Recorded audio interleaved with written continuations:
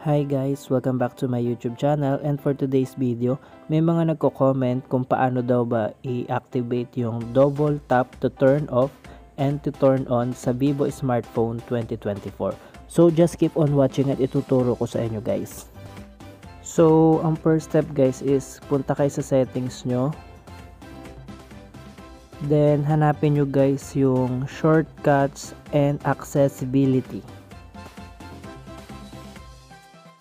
Then click nyo lang guys yan. Click nyo yan. Then mababasa nyo dyan yung smart motion. Click nyo yung smart motion.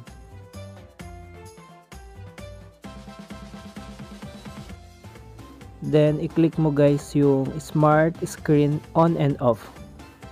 Then activate mo lang dyan guys yung double tap to wake saka yung double tap to turn off. Then i-try natin guys kung gagana siya.